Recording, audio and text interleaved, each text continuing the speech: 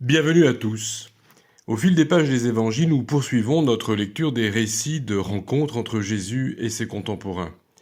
Nous avons notamment constaté comment, après la résurrection, le Christ a relevé l'incompréhension et la foi vacillante de Marie-Madeleine puis de Thomas. C'est maintenant au tour de deux disciples endeuillés, appelés les pèlerins d'Emmaüs. Cette étude nous conduira aussi à nous pencher sur deux prophéties de l'Ancien Testament qui annoncent très clairement le ministère de Jésus en tant que Messie, dont une fixe avec précision l'année de sa mort et de sa résurrection. Donc pour commencer, nous lisons dans l'Évangile selon Luc, au chapitre 24, les versets 13 à 35. Et voici que ce jour-là, deux disciples allaient à un village nommé Emmaüs, éloigné de Jérusalem de 60 stades. Ils s'entretenaient de tout ce qui s'était passé, et pendant qu'ils s'entretenaient et discutaient, Jésus s'approcha et fit route avec eux, mais leurs yeux étaient empêchés de le reconnaître. Il leur dit : « Quels sont ces propos que vous échangez en marchant ?» Et ils s'arrêtèrent, l'air attristé. L'un d'eux, nommé Cléopas, lui répondit : « Es-tu le seul qui séjourne à Jérusalem et ne sache pas ce qui s'est produit ces jours-ci ? » « Quoi ? » leur dit-il. Ils lui répondirent : « Ce qui s'est produit au sujet de Jésus de Nazareth, qui était un prophète puissant en œuvre et en parole devant Dieu et devant tout le peuple, et comment nos principaux sacrificateurs et nos chefs l'ont livré pour être condamné à mort et l'ont crucifié.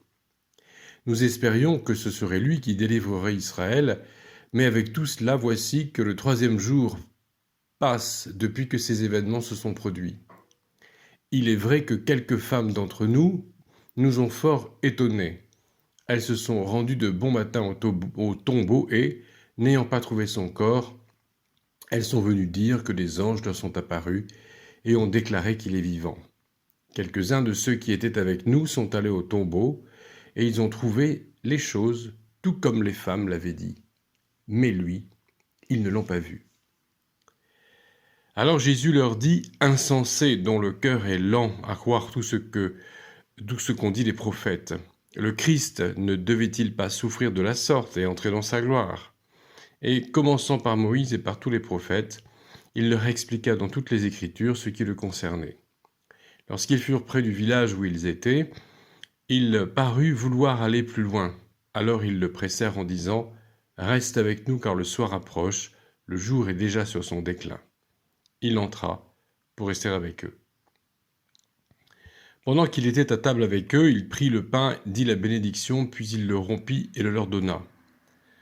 Alors leurs yeux s'ouvrirent et ils le reconnurent, mais il disparut de devant eux. Et ils se dirent l'un à l'autre : Notre cœur ne brûlait-il pas au-dedans de nous lorsqu'il nous parlait en chemin et nous expliquait les Écritures ? Ils se levèrent à l'heure même, retournèrent à Jérusalem et trouvèrent assemblés les 11 et leurs compagnons qui leur dirent : « Le Seigneur est réellement ressuscité et il est apparu à Simon. » Ils racontèrent ce qui leur était arrivé en chemin et comme ils l'avaient reconnu à la fraction du pain. Voilà pour la lecture de l'Évangile. Je crois que dans la Bible, rien n'est laissé au hasard et que les noms des personnes et des lieux ont un sens symbolique important. Ainsi, Emmaüs signifie bain chaud. Il s'agissait sans doute d'un lieu de thermalisme, mais les archéologues qui ont étudié la périphérie à 60 stades, c'est-à-dire à 11 km autour de Jérusalem, n'ont pas déterminé avec précision où cette bourgade se trouvait. Quoi qu'il en soit, c'est un nom qui évoque l'eau, c'est-à-dire la purification et le baptême, ainsi que la chaleur et le réconfort. Le seul des deux pèlerins qui soit nommé, c'est Cléopas. Et c'est manifestement, ce nom Cléopas a un diminutif de Cléopatras. Cléopatras est un nom grec et non un nom égyptien comme on pourrait le supposer. Alors, il y a une précision dans le PDF du script de cette vidéo, enfin de ce podcast plutôt. Le PDF est accessible grâce à un lien de téléchargement qui se trouve dans la description du format vidéo sur YouTube. Donc là, vous aurez des précisions sur ce prénom Cléopatras. Donc c'est un nom grec, donc je disais non égyptien, et cela signifie la gloire du Père. Les pèlerins s'en vont vers Emmaüs. Peut-être habitent-ils à Emmaüs ou peut-être ont-ils passé 3 jours, les 3 jours qui viennent de s'écouler à Jérusalem pour célébrer la Pâque. En pèlerinage donc, d'où l'expression qui sert traditionnellement à les désigner, les pèlerins d'Emmaüs. C'est la fin de l'après-midi, le dimanche où la résurrection a été constatée. C'est aussi, selon le calendrier liturgique israélite, le jour de la dédicace de la gerbe agitée, fête printanière et symbole de renouveau, pendant la semaine des pains sans levain. Les 2 pèlerins donc vont vers Emmaüs, tournant le dos à Jérusalem. Ils n'attendent plus rien. Ils ne croient pas à l'annonce de la résurrection et se laissent aller au désespoir. Ils reconnaissent Jésus comme un prophète, comme c'est dit au verset 19, mais pas comme le Fils de Dieu. Or, Jésus n'est pas un prophète donc pour la foi chrétienne, c'est le Fils de Dieu, donc plus qu'un prophète. Ils croient cependant à ses miracles et en son enseignement pour autant qu'ils l'aient compris. Eux aussi, manifestement, attendaient un messie politique qui bouterait les Romains hors de la terre d'Israël, voir verset 21. Ils n'ont pas compris qu'à la croix, Jésus a remporté la victoire contre le péché. Pour eux, la mort de Jésus est pathétique, c'est un anéantissement. Ils ne comprennent pas qu'à la croix, le châtiment qui nous donne la paix est tombé sur lui. Ce sont les mots du prophète Ésaïe, 600 ans avant Jésus. Le châtiment qui nous donne la paix est tombé sur lui. Ésaïe 53,5, pardon. Et ils ne croient pas que sa victoire... c'est là que... Donc, ils ne croient pas, ils n'ont pas compris que c'est là sa victoire totale, avec bien sûr la résurrection annoncée et accomplie sous leurs yeux.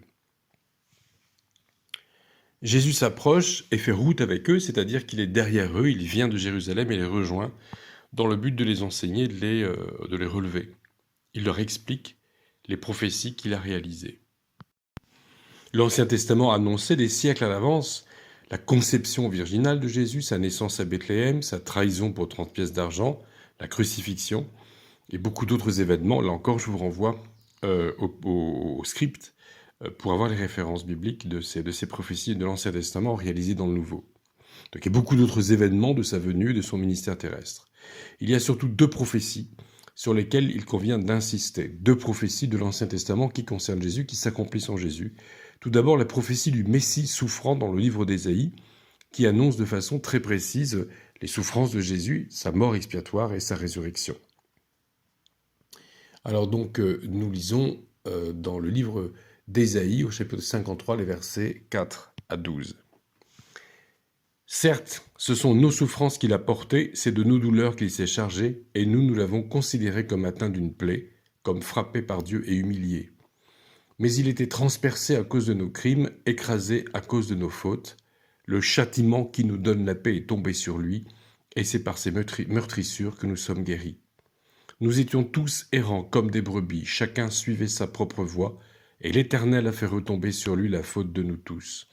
Il a été maltraité, il s'est humilié et n'a pas ouvert la bouche, semblable à l'agneau qu'on mène à la boucherie, à une brebis muette devant ceux qui la tondent.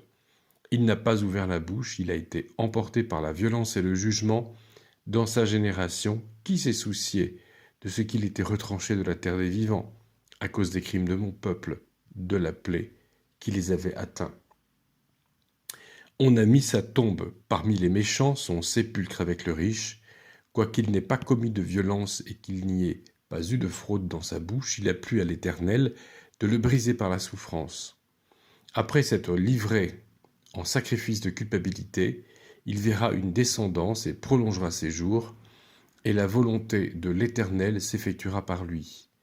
Après les tourments de son âme, il rassasiera ses regards. Par la connaissance qu'ils auront de lui, mon serviteur juste justifiera beaucoup de personnes et se chargera de leurs fautes. C'est pourquoi je lui donnerai beaucoup de personnes en partage.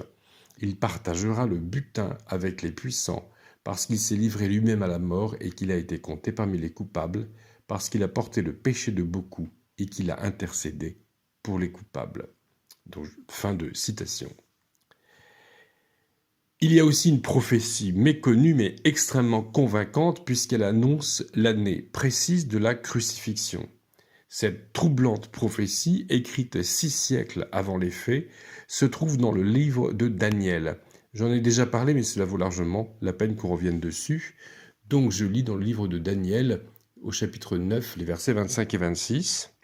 « Prends donc connaissance et comprends. Depuis la promulgation de la parole disant de rétablir et de reconstruire Jérusalem jusqu'au prince Messie, il y a 7 semaines. Et dans 62 semaines, la place et les fossés seront rétablis et reconstruits, mais en des temps d'angoisse. Depuis les 62 semaines, Messie sera retranché et il n'aura personne pour lui. Le peuple d'un prince qui viendra détruira la ville et le sanctuaire. Alors on considère, donc fin de citation, on considère que la prophétie de Daniel est donnée en semaines d'années, comme c'est le cas par ailleurs dans la Bible, donc 69 semaines sont 483 ans.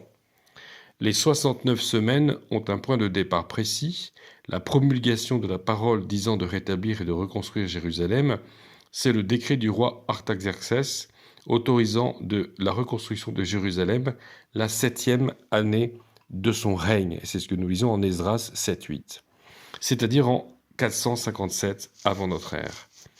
Les 69 semaines à l'issue desquelles le prince Messie doit être retranché nous amènent donc à l'an 27 de notre ère. On dit que le moine Denis le Petit, qui a fixé la date de naissance de Jésus, s'est trompé de plusieurs années et que notre Seigneur est en fait né entre l'an 6 et l'an 4 avant notre ère.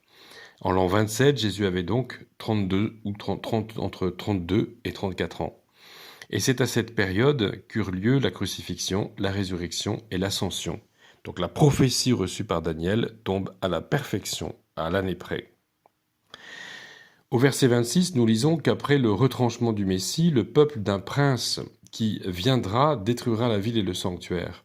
Cet aspect-là aussi de la prophétie s'est réalisé en l'an 70 avec la destruction du temple de Jérusalem par les Romains. Voilà quelles sont probablement les prophéties que Jésus a tenté de faire comprendre aux pèlerins. Jésus n'apparaît pas en gloire, il vient sans tambour ni trompette et ne fait pas de miracle pour prouver aux pèlerins qui il est.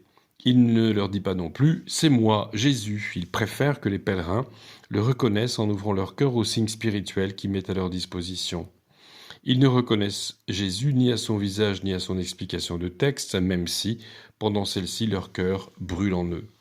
Même ce feu intérieur, cette émotion spirituelle suscitée par l'Esprit Saint à l'écoute de la parole de Dieu, ne suffit pas à leur ouvrir les yeux de l'intelligence, et ils retiennent Jésus, ils se sont attachés à lui, sa présence les rassure, comme on le lit au 29. Ils reconnaissent finalement Jésus au geste qui consiste à rompre le pain, un geste qui bien sûr évoque la scène, alors même qu'ils ne font pas partie des 12 devant qui Jésus a institué la scène. Cette ouverture du cœur à l'évocation de la scène, voilà le miracle. Maintenant que nous avons défriché le terrain, si je puis dire, que nous avons étudié le déroulement de cette apparition, il nous reste à comprendre la leçon spirituelle que Jésus donne ici aux pèlerins et donc à nous aussi. Tout d'abord, nous remarquons que les pèlerins sont enfermés dans leurs erreurs, dans leur fausse conception de Dieu. Les pèlerins croient, comme la plupart des Israélites de leur époque, que le Messie sera un combattant politique et militaire. Ainsi, ils ne comprennent pas ce qui vient de se passer, ils ne discernent pas l'action de Dieu et ils ne reconnaissent pas Jésus quand il est pourtant sous leurs yeux. Ils ne comprennent pas non plus les Écritures, alors même que c'est Jésus en personne qui les leur explique et que l'Esprit Saint se manifeste dans un feu intérieur. Un bain chaud, en quelque sorte. De la même manière, nos fausses certitudes, notre adhésion aveugle à la pensée unique, même sur le plan religieux, nos fausses conceptions de Dieu nous empêchent de discerner la présence de Dieu, de comprendre les choses lorsque Dieu est à l'œuvre sous nos yeux, de comprendre la Bible. On remarque que c'est Jésus qui vient vers les pèlerins, qui les rejoint, d'un pas discret, dans le silence, un peu comme de l'expérience que fait Élie quand Dieu n'est ni dans le vent, ni dans le tremblement de terre, ni dans le feu, mais dans un son doux et subtil en 1 Roi 19. Jésus insiste pour se faire reconnaître, il explique la parole, ça ne suffit pas. Ils ne sont pas même à l'écoute de l'Esprit Saint. Il en va de même pour nous, nous avons beau avoir sous les yeux les évidences et le témoignage de l'Écriture, notre endurcissement, nos fausses conceptions de Dieu tiennent nos yeux et notre raison fermée. Finalement, c'est à l'évocation de la scène qu'ils reconnaissent Jésus. En effet, Jésus nous demande de répéter les gestes de la scène en mémoire de lui, c'est dire l'importance de cette ordonnance. On n'y participe pas à la légère.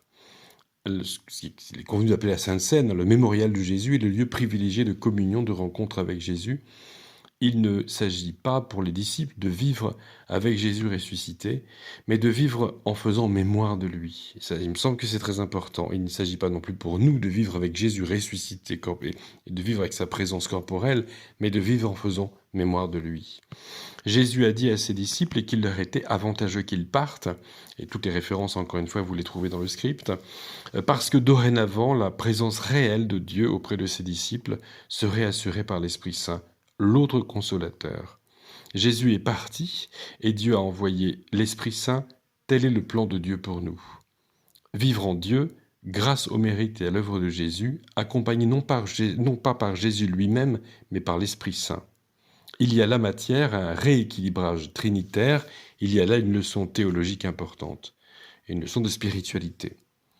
L'heure n'est plus de vivre avec Jésus en chair et en os, mais le temps est à la vie avec l'Esprit Saint. Le temps est à la spiritualité.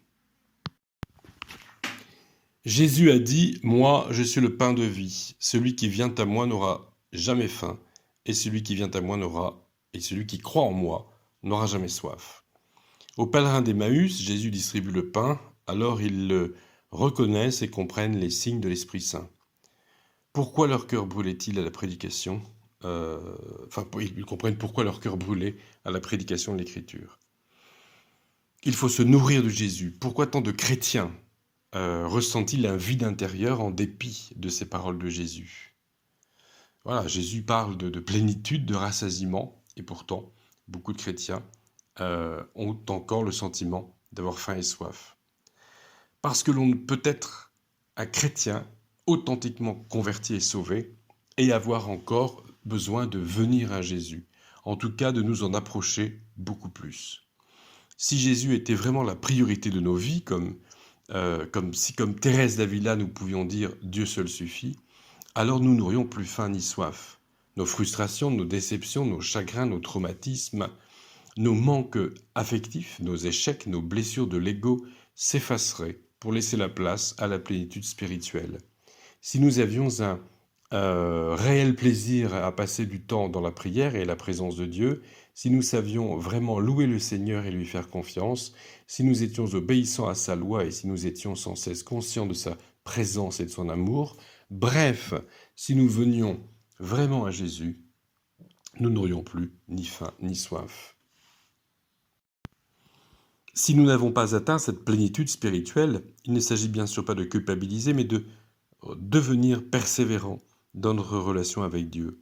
Voilà la leçon que nous partageons avec les pèlerins d'Emmaüs. Que le Seigneur nous accompagne.